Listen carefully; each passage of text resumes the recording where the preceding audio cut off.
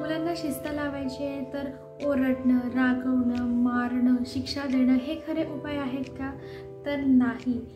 आज आपण पाहणार आहोत शिस्त म्हणजे काय आणि ती मुलांना शिक्षा न देता कशी लावायची हे आज आपण आपल्या व्हिडिओमध्ये पाहणार आहोत.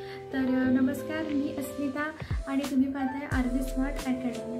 तर आपल्या व्हिडिओला सुरुवात करूया. तर सगळ्यात आधी आपण बघूया की शिस्त म्हणजे काय. तर शिस्त म्हणजे सारखं मुलांना रागवणं, ओरडणं, मारणं नाही. म्हणजे काही पालकांना खूप सवय असते की हे करू नकोस, ते करू नकोस, सारखं त्यांना बोलत असतात. म्हणजे त्यांना वाटतं की शिस्त लावतोय आपण. तर असं सारखं बोलणं किंवा मारणं, ओरडणं, रागवणं, त्यांना सारखी शिक्षा देणं, यामुळे त्यांच्या मनामध्ये भीती निर्माण होते. शिस्त लागणं तर दूरच. तर आधी तुम्ही मुलांना समजावून सांगा. उदाहरण द्यायचं झालं तर तुमचा मूल जर जास्त वेळ टी व्ही बघत असेल, एकच गोष्ट सारखी करत असेल, तर मग त्याला तुम्ही समजावून सांगा की जास्त वेळ टी व्ही बघण्यामुळे तुझ्या डोळ्यांवरती काय परिणाम होऊ शकतो. तुझं होमवर्क करायचं राहून जाईल, तुला तुझ्या मित्रांमध्ये खेळण्याचं राहून जाईल. ह्या गोष्टी तुम्ही त्यांना प्रेमाने समजावून सांगा. म्हणजे मुलंसुद्धा समजतील आणि समजावून तुम्हाला तुमचं ऐकतील. ओके, हे तुम्ही नक्की फॉलो करून बघा. तर आपण आपल्या टिप्सला सुरुवात करूया. तर टिप नंबर 1 आहे की तुम्ही पहिले संवाद साधायला शिका. मुलांसोबत कन्व्हर्सेशन खूप महत्त्वाचं होत असतं. कधी कधी काय होतं, मुलांचं ऐकून घेणं पण खूप गरजेचं असतं. काही वेळेस ते सुद्धा बरोबर असतात. त्यामुळे तुम्हीसुद्धा ऐकून घेण्याची क्षमता तुमच्यामध्ये ठेवा. मुलं काय सांगताय हे त्यांचं ऐकून घ्या आणि त्याप्रमाणे त्यांच्या लेवलला तुम्ही जाऊन समजावून सांगण्याचा प्रयत्न करा. दुसरी महत्त्वाची टिप म्हणजे तुम्ही नियम ठरवा.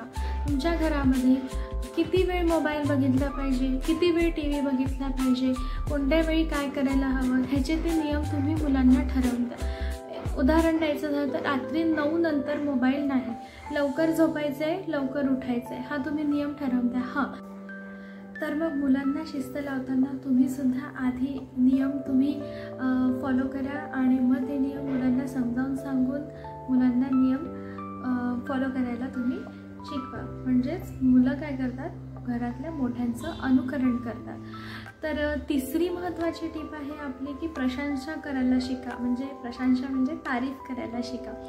तर घरामध्ये मुलांना सारखं ओरडण्यापेक्षा त्यांनी जर काही चांगलं केलं असेल, होमवर्क तुम्ही न सांगता होमवर्क केला त्यांनी, किंवा त्यांना तुमची मदत नाही लागली होमवर्कमध्ये, किंवा घरात काही कामांमध्ये तुम्हाला मदत केली, तुम्ही काही त्याला लगेच सांगितलं आणि तुमच्या मुलाने ऐकलं, मग त्याला अशा वेळी तुम्ही त्यांचं कौतुक करा. त्याच्या पाठीवरती एक शाबासकीची थाप द्या. म्हणजे मुलांना थोडं प्रोत्साहन मिळेल, थोडी जाणीव होईल की आपण सुद्धा शिस्त म्हणजे जबाबदारी आहे हे मुलांच्या हळूहळू लक्षात यायला लागेल. तर चौथी महत्त्वाची टिप आहे की परिणामसुद्धा समजावून सांगा. म्हणजे कॉन्सिक्वेन्सेस काय आहेत हे सुद्धा समजावून सांगा.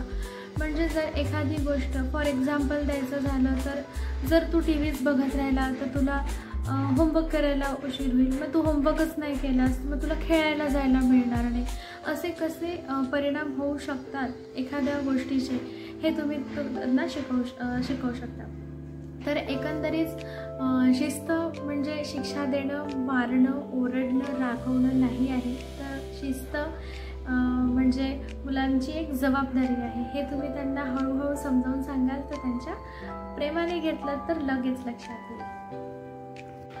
तर ह्या टिप्स तुम्ही नक्कीच फॉलो करून बघा. म्हणजे मुलांच्याही लक्षात येईल की आपले पॅरेंट्स हे फक्त आपल्याला पनिशमेंट करणारे नाही, तर आपले खरे गाईड आहेत, आपल्याला गायडन्स करणारे आहेत. आणि चला तर मग आपण सुद्धा ह्या जनरेशनप्रमाणे बनूया स्मार्ट पॅरेंट.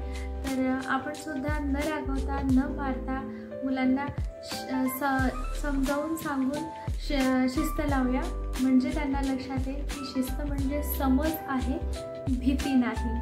हा व्हिडिओ आवडल्यास तर नक्कीच लाईक करा, शेअर करा, चॅनलला सबस्क्राईब करायला विसरू नका.